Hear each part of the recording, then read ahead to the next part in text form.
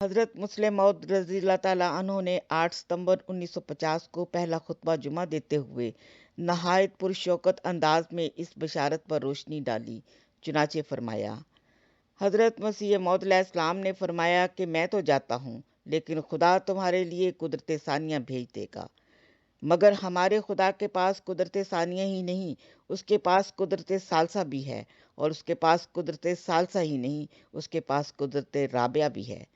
قدرت اولیٰ کے بعد قدرت ثانیہ ظاہر ہوئی، اور جب تک خدا اس سلسلہ کو ساری دنیا میں نہیں پھیلا دیتا، اس وقت تک قدرت ثانیہ کے بعد قدرت ثالثہ آئے گی، قدرت ثالثہ کے بعد قدرت رابعہ آئے گی، اور قدرت رابعہ کے بعد قدرت خامسہ آئے گی، اور قدرت خامسہ کے بعد قدرت سادسہ آئے گی،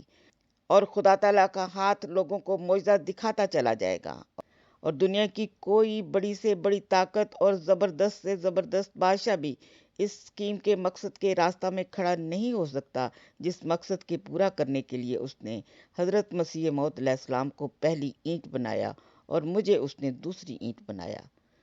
رسول کریم صلی اللہ علیہ وسلم نے ایک دفعہ فرمایا کہ دین جب خطرہ میں ہوگا تو اللہ تعالیٰ اس کی حفاظت کے لیے اہل فارس میں سے کچھ افراد کو کھڑا کرے گا۔ حضرت مسیح موعود علیہ السلام ان میں سے ایک فرد تھے اور ایک فرد میں ہوں، لیکن رجال کے ماتحت ممکن ہے کہ اہل فارس میں سے کچھ اور لوگ بھی ایسے ہوں جو دین کی عظمت قائم رکھتے اور اس کی بنیادوں کو مضبوط کرنے کے لیے کھڑے ہوں۔